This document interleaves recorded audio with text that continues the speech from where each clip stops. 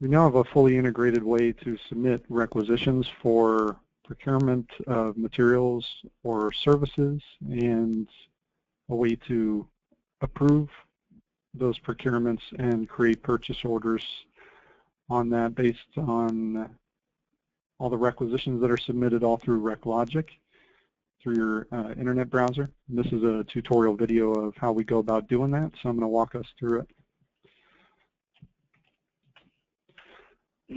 So the first thing up here is you're going to hit transactions and requisitions in order to submit a requisition or start one. Up here is your favorites bar. You probably already have your timesheet or time card up here. You can add things into your favorites by going down here and selecting one and hitting add to your favorites and then hit save. So we're going to go to requisitions. First thing you want to do is go over here and hit new.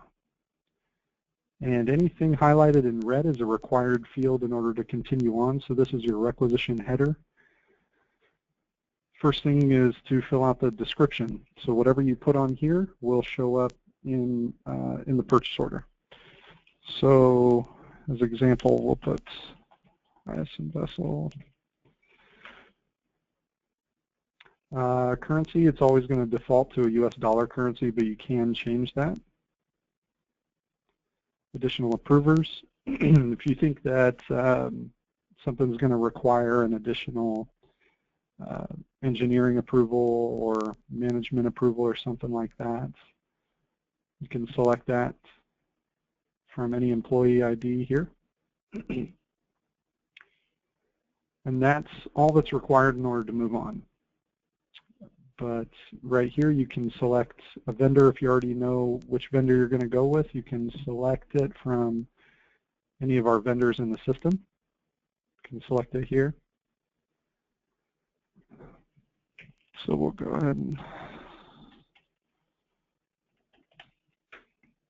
also, if you do select this vendor project ID, task ID at this location, it will automatically populate for all the line items that you generate after this for this requisition. So if you're going to have multiple line items, it's going to save you time.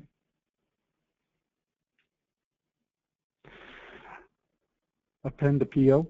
This area is, for instance, if you want to rev up a purchase order that's pre-existing, you can select from one of our purchase orders that's already in the system if you know which one it is that you want to rev up. QA approval. If this is a procurement that you think is going to require certain procurement quality clauses or something along those lines, check this yes, and it'll automatically include the QA manager approval in the approval routing. And if this is a procurement for services, subcontracting, or consulting services, go ahead and check this yes, and that'll route appropriately that way. From here, you go ahead and hit new line, and this is where you enter the details of each line item. So again, there's only 2 fields highlighted in red. There's only 2 fields required. This description line is what's going to show up as the title of the line item on the purchase order. If the vendor has a part number, you can include that here. You can free type it in. Purchase type typically is going to be non-inventory goods, but again, if it's for a subcontracting or consultant service, you would select services for project.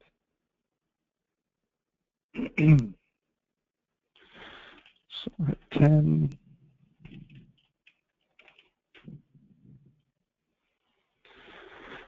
So the vendor already populated for me because I entered it in the requisition header up here.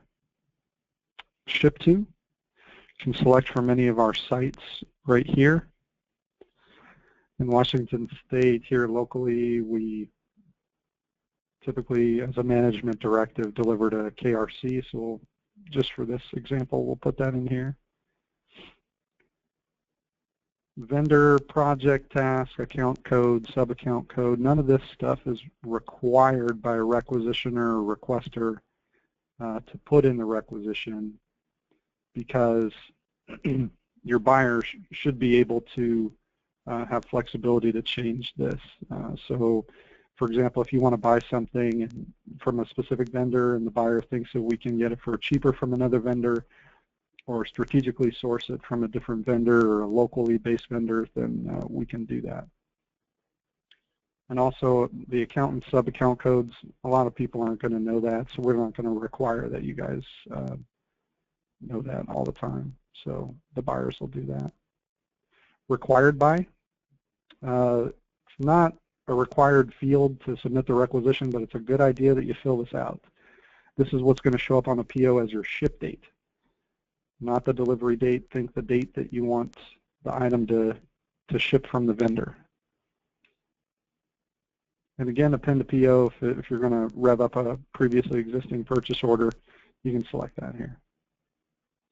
If you have any quotes or statement of work or anything along those lines, you can upload it here and have it send along with your requisition.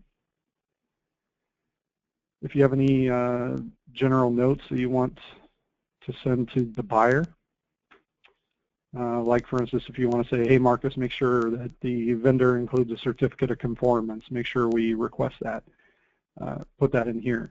Also under notes to vendor, you can actually type in here, oops, where'd it go?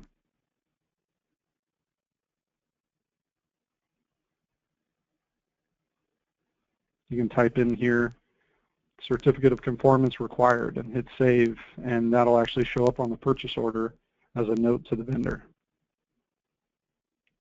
You can hit, once it all looks good, looks like the price didn't populate. Once it all looks good, you can hit save this item, or if you have multiple line items, you can hit save and add new, or from here you can actually select new item and put a new one. If you click the routing tab, you can see who the project manager final approver is going to be for this requisition based on the project code. And in this instance, it's Scott. And you can also always check on the status. It just says document created right now. So if it all looks good and you want to submit it for approval, go ahead and hit submit. We'll say, are you sure you want to? Say OK. And it'll give you this final one that says your document has been submitted.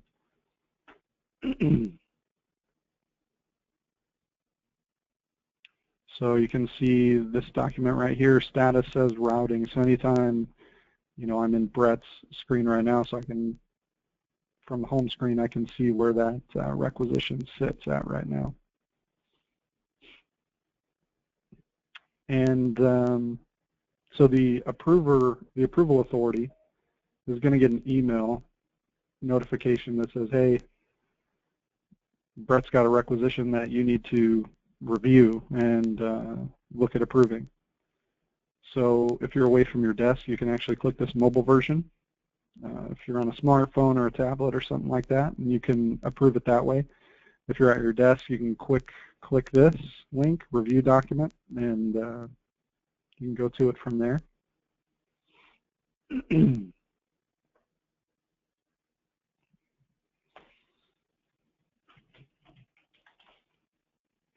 So now to approve a requisition,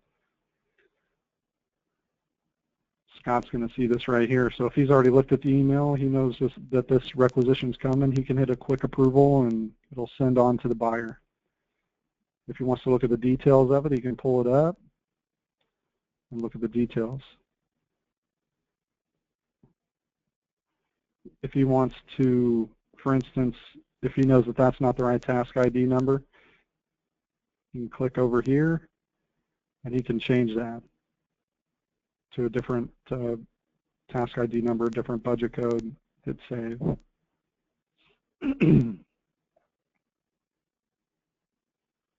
The final approver also has all these different approval options, which is pretty nice. He can actually delegate the final approval authority to somebody else, or he can send a question and a comment to somebody.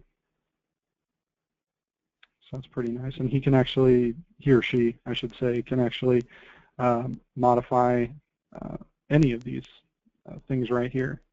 This isn't necessarily the very final step. The project manager still has flexibility. But in this instance, we'll say that, you know, Scott is going to approve this, so we want to make sure that this checkbox under approve is checked, and then we go up to this big box that says review completed. Are you sure? Okay. And that's pretty much it. Now at this point, the buyer is going to get a notification, you know, that says, hey, a requisition has been approved and is ready to create a purchase order, and the buyer will take it from here, create the PO, and make sure everything's good to go to send to the vendor. If you have any detailed questions about ReQlogic, you know, you should always be able to reach out to the buyers respectively. Myself, Marcus, and Al should be able to answer your questions. If you're in Colorado, Sonia and Chelsea should be able to answer your questions. But that completes the video of this tutorial. Thank you very much.